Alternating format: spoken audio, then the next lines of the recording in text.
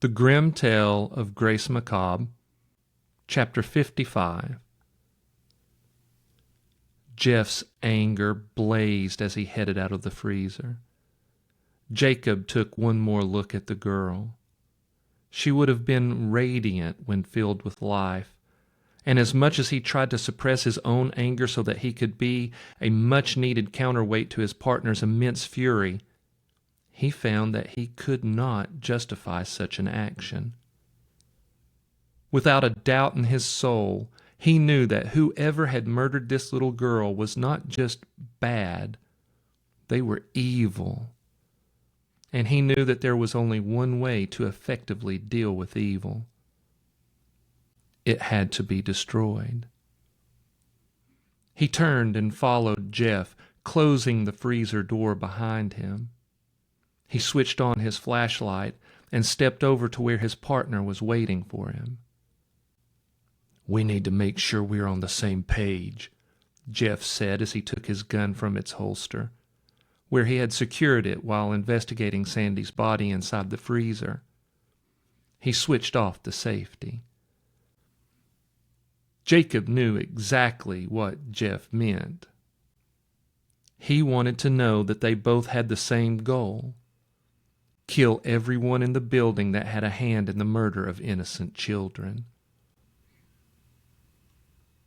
"If we arrest these psychos, they'll find some slick lawyer and either get off on an insanity plea or will plead to something that keeps them off death row," Jeff said.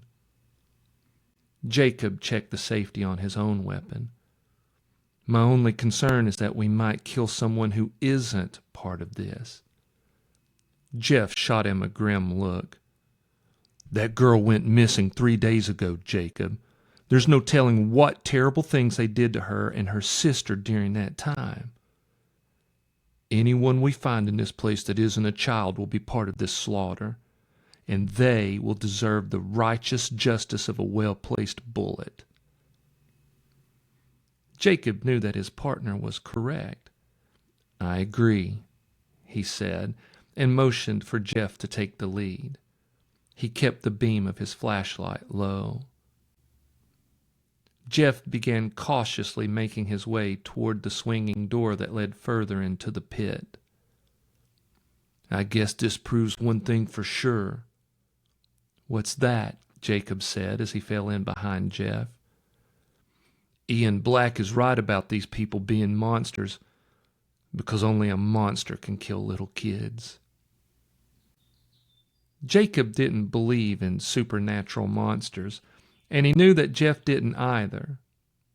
Modern society attempted to explain man's wicked deeds as acts of misunderstood people in need of psychiatric help. But Jacob and his partner knew that this explanation did not ring true. The monsters Jeff spoke of were the human monsters who chose to give themselves over to their evil desires.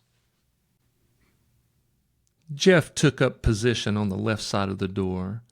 Jacob leaned his back against the wall on the right. Jeff peeked through the rectangular window.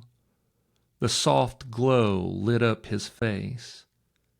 Jacob noticed that it only served to make his eyes look like dark, lifeless sockets, and he suppressed a shiver, hoping that this was not an omen of the worst possible outcome of their siege on the monster-filled compound. Jeff glanced at Jacob and nodded. Jacob reached out and pushed open the door. Jeff stepped through, his gun up and ready. Jacob followed, his own gun raised and ready. They stepped through and found themselves in a storage room, lined with shelves full of various liquors and condiments. To their left was a door that led to a break room. Directly across from them was the entrance to the main room of the building. Jeff quickly stepped over and scanned the break room and its restroom. All was clear. He crept over to the door leading into the main room and peered through the window. Jacob could see that he paled at what he saw on the other side. His mouth fell open and his eyes shot wide. Jacob concerned to see such a reaction from his hardened partner, stepped to the door and looked out into the club. What he saw made him want to question his own sanity. Both men stood silently transfixed by the scene before them. After a long moment, they turned to look at each other, each man hoping that the other would be able to give a rational explanation to what they were seeing. But neither of them could even attempt an explanation because what they witnessed defied conventional reasoning. Jacob looked back through the small window, his mind warping at the scene before him. The main room was large, lit only with a couple dozen candles placed on stands and candelabras. The flickering flames cast writhing shadows on the walls. In the center of the room stood a long wooden table, upon which was tied Cindy Evans, dressed in a white robe. She was sobbing, tears streaming down her face. Around the table stood 6 people dressed in dark crimson robes. 5 of them wore horrifying masks that blended features of human and snake. They were chanting in some bizarre language, and there appeared to be 3 females and 3 males. The chanting was building into a dark crescendo, getting louder, more urgent, filled with lust and need. Suddenly, one of the males grabbed a handful of plum-colored powder from a bowl placed on the table and tossed it on a large candle at the victim's feet. The light quickly flared up, turning brilliant purple before dying back down to its original glow. In that moment of unearthly illumination, Detectives Jeff Martin and Jacob Quill saw something so terrible that they would both forever be changed. None of the people standing around the table, chanting over the girl, were wearing masks. The half-human, half-snake heads were real. Jacob and Jeff stood in the crypt black shadows, bearing witness to a scene so twisted that it felt disturbingly pornographic. 5 of the 6 individuals chanting around the table pulled the hoods of their cloaks back, exposing their scaly faces in the flickering candlelight. Their necks were long and thick, twice the length of a human neck, and their heads were the sleek heads of vipers. Their eyes contained slit pupils that glowed like embers. The largest male was black with crimson speckles. The smallest male was pale with brown stripes. The third had the markings of a diamondback rattlesnake and seemed to be the leader. The females were smaller and more colorful than the males.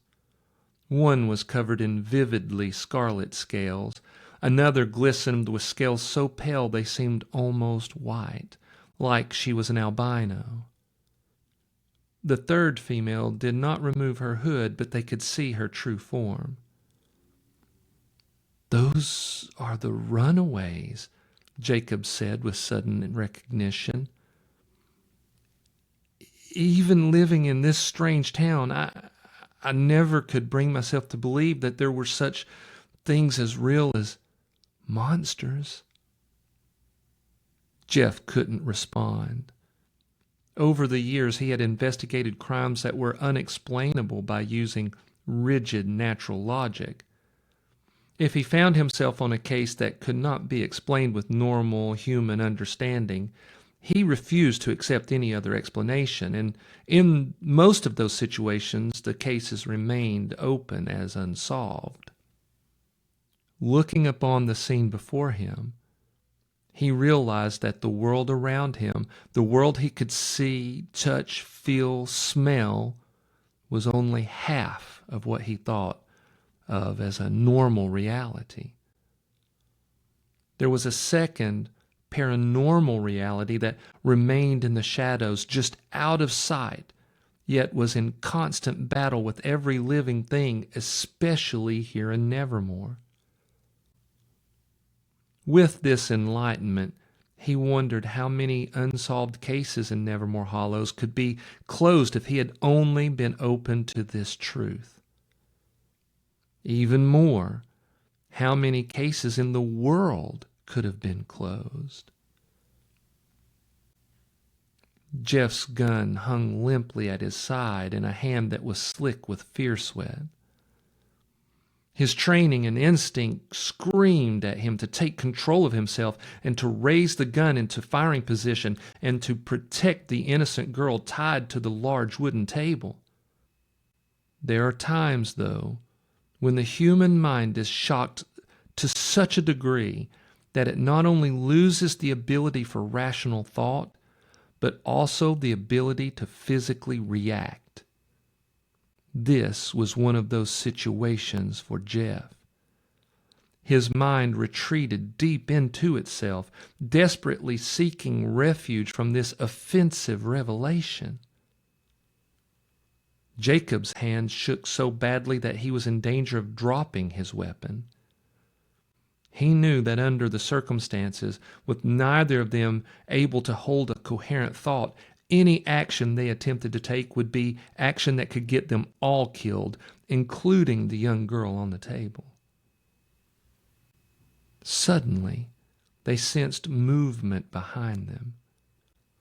Jacob turned to see what manner of mind-warping horror was sneaking up behind them, while Jeff continued to stare slack-jawed at the profane ritual playing out in the large candle-lit room. Jacob attempted to bring his gun up into a ready position so that he could fend off this new intruder. However, he was sluggish. His gun came up too slowly to be of any protection. What he saw was nothing other than a miracle. Detective Haley Madison eased through the door, her Glock held ready for action. She gave him a look that asked if he was okay. The moment their eyes met, he snapped out of his stupor. He shook his head as if clearing away a fog and snuck toward her. They were far enough back into the storage room that they could not be seen. Only the mere hint of candlelight wafted in from the main room. "What are you doing here?" he whispered. He was nearly as shocked at seeing her as he was at seeing the monsters in the other room. He couldn't believe that she had appeared exactly when they most needed backup. "I've been conducting my own personal investigation on this," she whispered. "I saw your car out front and I thought I'd see if you needed help." She looked over his shoulder at Jeff. "Is he okay?" Jacob put a steadying hand on her shoulder, not just to steady her for what she was about to see, but also because he needed her strength to steady himself. "No, I think he's snapped. I don't know if he'll be any help to us." "Why not?" Madison asked, her eyes narrowing. "You cannot imagine what is on the other side of those doors," Jacob replied. "I don't know how to describe them. You won't be able to believe what you see." Madison moved a step around him so that she could get a look beyond the window into the next room. Jacob stopped her. "Prepare yourself," he said. Madison gave him an unreadable look and crept up beside Jeff. She peered through the small window. "Damn it," she said, her tone calm and steady. Jacob found her reaction strange. Then she turned to him, the glow of the candlelight softly painting the left side of her face, and said, "Demons. I hate those things."